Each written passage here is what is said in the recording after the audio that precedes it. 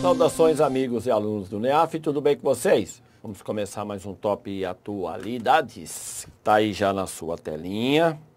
Semana de 18 a 24 de abril. Mural de notícias. Jovens morrem baleados durante protestos na Venezuela. A autoridade eleitoral turca rejeita recursos contra referendo. Recontagem confirma vitória de Moreno nas eleições presidenciais do Equador. Trump determina a revisão de programa de vistos para incentivar contratação de norte-americanos. Câmara acelera a tramitação da reforma trabalhista, um dia após rejeitar urgência. E, uma vez lido aqui o mural de notícias, a gente vai para aquela aula de destaque.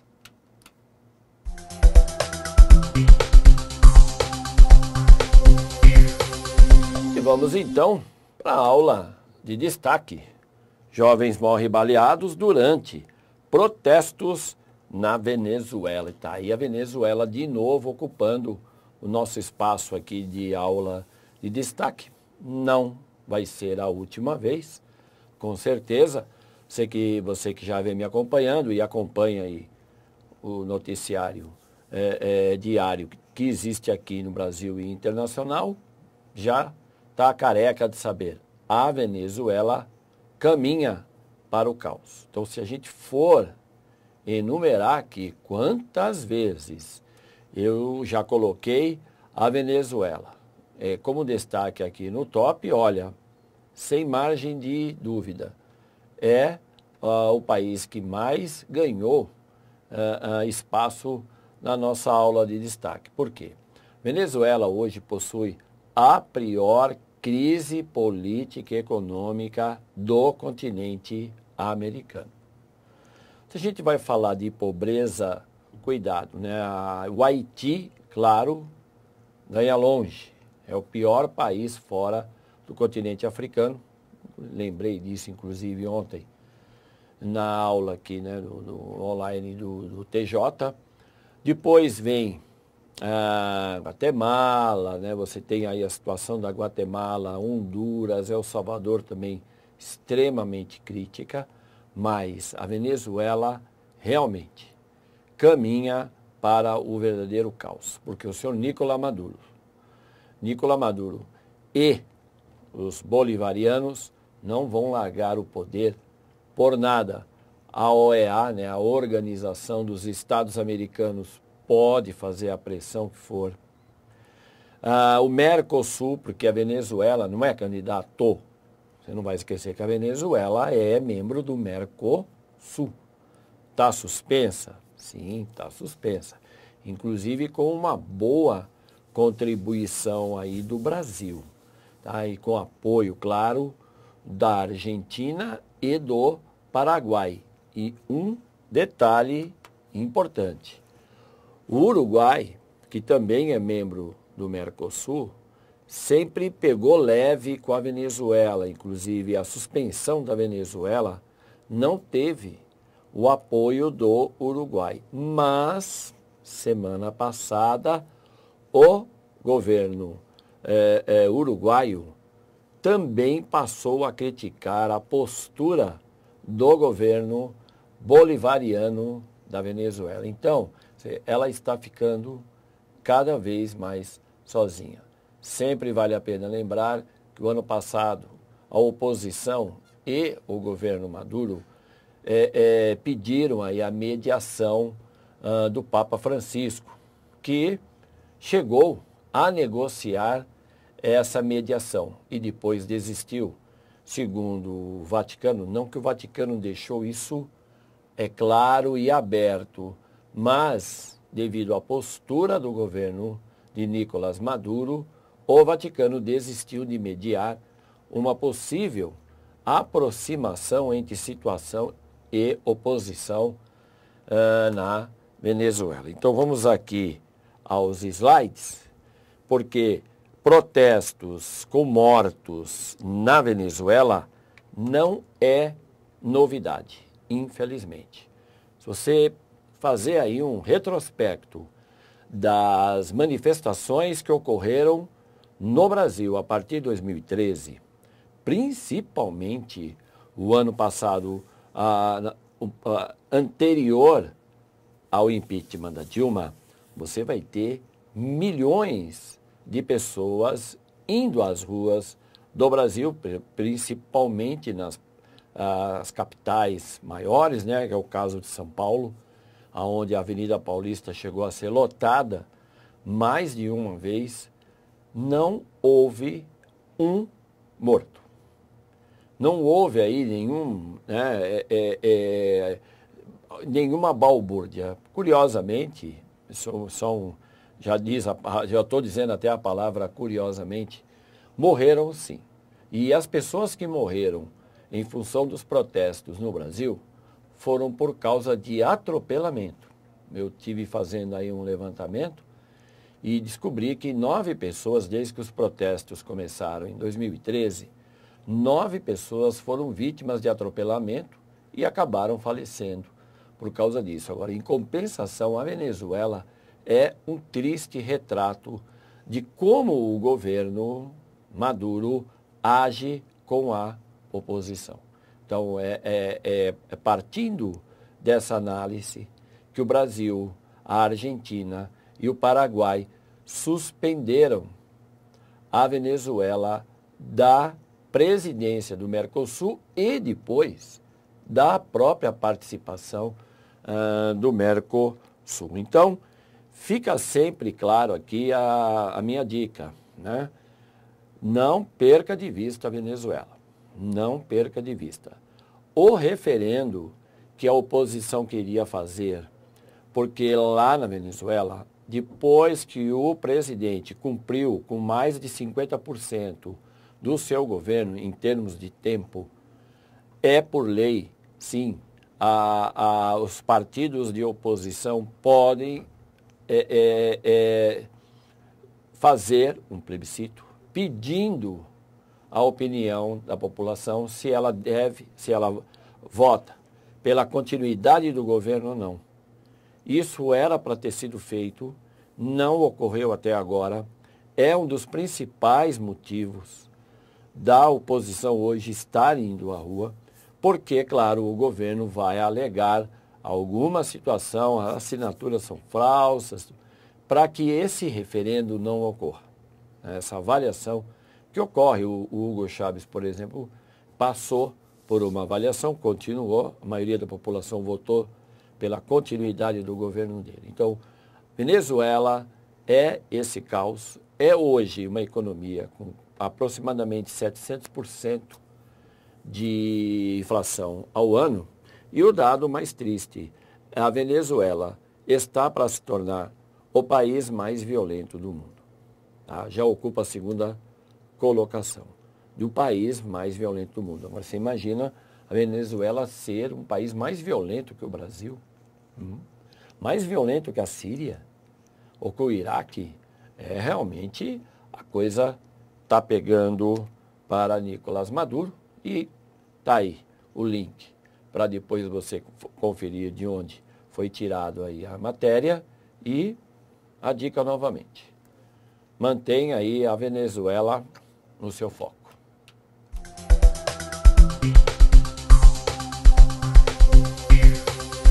E continuando o nosso top atualidades. Turquia política. A autoridade eleitoral turca rejeita recursos contra referendo. E aí, que referendo é esse, hein, candidato? Você que está aí para fazer uma prova de atualidades tem que estar com esse assunto da Turquia na ponta da língua. O senhor Tayyip Erdogan, né? Recep Tayyip Erdogan, presidente da Turquia, que tem primeiro-ministro, correto? Conseguiu fazer um referendo para consultar a população se deve ou não reformular a Constituição. E o cara ganhou, apertadinho, mas ganhou. Oposição foi para a rua. Há grandes desconfianças em relação à vitória desse referendo, porque isso ampliou os poderes de Erdogan, que o primeiro-ministro vai cair, não vai existir mais, depois da mudança da Constituição. A Turquia passará a ter só um presidente e analistas entendem que Erdogan poderá ficar no poder até 2029, cara. Será que ele vai estar vivo até lá? Ah, não importa, importa que ele estenda, claro, o governo dele. A própria União Europeia vem criticando esse tipo de referendo. Por quê? Porque a Turquia pleita entrar na União Europeia. Então, a situação da Turquia é complexa. Turquia, que é o importante, é membro da OTAN, Organização do Tratado do Atlântico Norte. Turquia, que sempre teve boas relações com os Estados Unidos e agora está aí meio azedado essa relação, assim como com a União Europeia. E, claro, Turquia vem buscando aproximação com Vladimir Putin. Então aguarde, porque vamos ter mais emoções. Também você deve acompanhar essa questão da Turquia bem de pertinho. Turquia que sempre é lembrada aqui no Top Atualidades, ok? Relação: votação contra a anulação do referendo e presidente da Turquia obtém mais poderes. Sugestão de leitura: presidente da Turquia ganha mais poderes e preocupa a Europa. Equador, política. Recontagem confirma vitória de Moreno nas eleições presidenciais. Então, Lenín Moreno, esse senhor que está aí sentado, ele é cadeirante devido a um acidente, passou a ser cadeirante, era vice-presidente de Rafael Correa, que está aí todo feliz com o microfone na mão, até parece um cantor de bolero, né, comemorando a vitória do seu candidato, o ex-vice-presidente, Lenín Moreno. Oposição não gostou, pediu a recontagem, ela foi feita e bateu. A esquerda vai continuar no Equador. Relação: recontagem de votos de Moreno e Moreno ganha a presidência. Sugestão de leitura: Lasso formaliza pedido de recontagem de votos no Equador. Estados Unidos, Trump. Trump determina revisão de programa de vistos para incentivar a contratação de norte-americanos. Então, nós estamos aí caminhando já para 4 meses de presidência do todo-poderoso, o rei, né, dos negócios imobiliários, Donald Trump, e ele precisa aí dar uma apertadinha e gerar mais expectativas dos seus eleitores, porque, segundo pesquisas feitas lá nos Estados Unidos, a imagem do Trump não anda nada bem. Ele vem caindo nas pesquisas. E olha, foi o que eu falei agora há pouco, o cara não tem nem 4 meses. Então, tem que gerar emprego, tem que, já que o Obamacare ele não conseguiu anular, não é? Já que com a China agora ele está falando mais fino, e o eleitor que o elegeu vai cobrar como já vem cobrando, o senhor prometeu, ok? Fica aí esperto com o senhor Trump. Relação: Trump e compra de produtos norte-americanos. Sugestão de leitura: empresas de Trump pediram vistos para contratar 1,1 mil estrangeiros. Brasil, política. Câmara acelera a tramitação da reforma trabalhista, um dia após rejeitar urgência. Então, como a batata está bastante quente para o nosso presidente, né, o senhor Michel Temer, e também para vários ministros, né, a lista aí da Lava Jato está assando até o pescoço o senhor presidente, há sim uma urgência para tentar fazer aprovar essas reformas que o presidente tanto deseja, mas está havendo aí dificuldades, porque justamente, se a gente acompanhar aí o noticiário, você vai notar que há uma crítica leve, mas cada vez maior para então Michel Temer. Relação: reforma trabalhista e Câmara acelera a tramitação. Sugestão de leitura: a proposta do governo permite jornada negociada entre patrões e empregado.